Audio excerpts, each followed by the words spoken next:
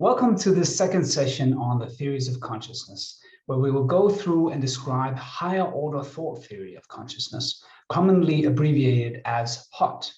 Like all the theories of consciousness we describe here in these four sessions, higher order thought theory wants to explain what is the difference between a conscious mental state and an unconscious mental state. So in the last session, we discussed the first order theory of consciousness. And here we saw that the core argument of the first order theory was that a conscious mental state is just a mental state that is able to represent itself as conscious. We explained several different accounts of how no other ingredient than the mental state was necessary. So no other mental state, no access consciousness, no attention was necessary to make that first mental state conscious. This is exactly the opposite for the higher order thought theories. For the higher order thought theories, mental state M is only conscious if it is represented by another state. So this is what we will be looking at here today. So higher order thought theory says that a mental state M is only conscious if it is represented by another state. And this is opposite to the first order theory, where a mental state can represent themselves as conscious. And this is developed by, first developed by David Rosenthal, and now another researcher developing HOT theories is Hauptmann Rao. So higher order thought theories. Here, and you can see that this here is a mental state that is not conscious. A is an unconscious mental state, and it exists here on the first order, as it said. And then the presence of another state, a higher order state, makes this first mental state conscious. And this higher order state is not itself conscious. So the presence of a HOT or a higher order thought is necessary and sufficient for an individual to be aware of herself or himself in this given state. So the presence of this higher order state makes the first order state conscious. And the thing to understand here is that the higher order state, this here, is actually not conscious itself, which we will see in a little while why that makes sense. So mental states could be perceptions, or it could be thoughts, or it could be a visual scene, or you're calculating 2 + 2 = 4, or remembering your childhood home. And all of these perceptions and thoughts you have, they are not higher order thoughts, but they these higher order thoughts take those perceptions and thoughts as objects, and thus makes them conscious mental states.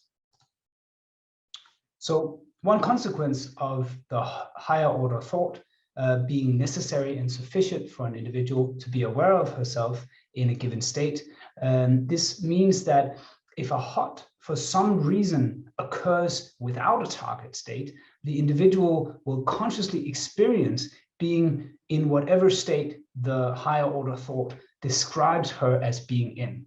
This in turn means that phenomenal consciousness is fully determined by the higher order thought. So consciousness is a matter of mental appearance, of how our mental lives appear to us subjectively. No view of consciousness that does not respect that aspect of consciousness can be about any common sense notion of consciousness. A conscious mental state is simply a state that one appears to be in subjectively, and nothing needs to be said about whether it is also a state one is actually in. And in some sense, this relates also to the first order thought theories, where we saw that representations could be misled. And here it is the same, that the higher order thought can mislead about what mental state you're in, what conscious mental state you're in. But on the contrary to the first order theories, a first order state is not sufficient to be conscious. according to the higher order thought theory. That first state needs to be monitored, or you could say meta-represented by a relevant higher order representation. So for David Rosenthal, an important principle of consciousness is the transitivity principle. So if an individual is not aware that they're in a certain state, then that state is not conscious. But when you are aware that you're having a certain state, then it means that you are having it as an object, or you could say the higher order thought is having it as an object, which is what transitivity means. So transitivity is also for example, there exist transitive verbs, which is when a verb exerts an action on an object. So, for example, I'd like to speak with you. Speak is a transitive verb to the object noun you. And this is the same thing. The higher order thought takes a mental state as its object. A very important principle of Hott is that the higher order thought state itself that has another state is not conscious itself. So this higher order thought is not conscious itself. And the reason for this is because it needs to stop a never-ending regression. So if you had that this state would be conscious, then you would need another state, according to higher order thought, which would make that state conscious, and you would go on forever. So instead of that, what is an important principle is that this is not. If you, for example, let's say we start from the beginning here, you have an unconscious state here, and then you have a conscious, it becomes a conscious mental state due to this higher order thought.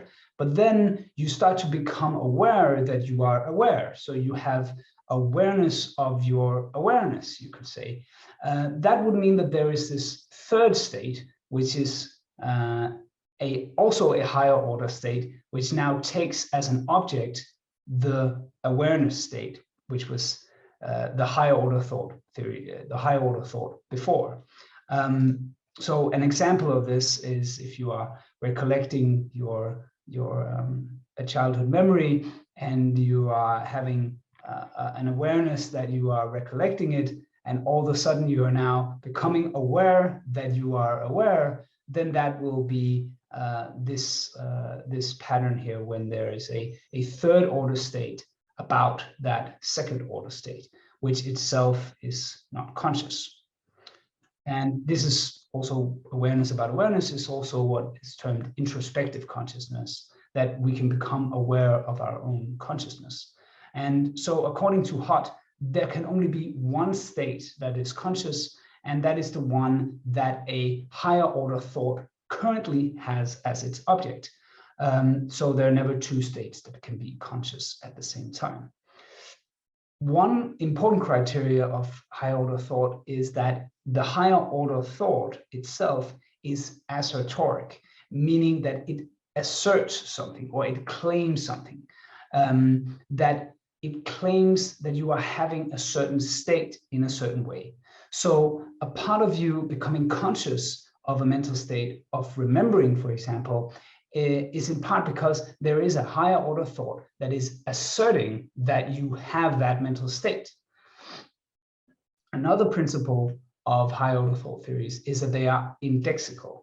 And you can think of it as they are indexing something, or they are pointing towards something. In order for the higher order thought to point out that you are conscious about something, it needs to point you towards yourself. One important thing to say about higher order thought is that there are some proposed neural correlates of higher order thought. Specifically, the prefrontal cortex, or PFC, has been proposed as a region that is most likely the host or the region of higher order thoughts.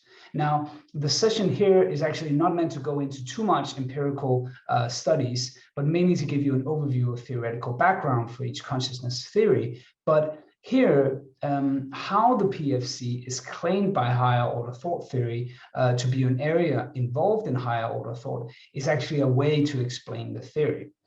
So to fully understand higher order thought, it's important to state that higher order thought theory does not state that the PFC is the higher order, is always the higher order thought area. It is just proposed currently as the best guess of where higher order thoughts are located, which is currently the PFC.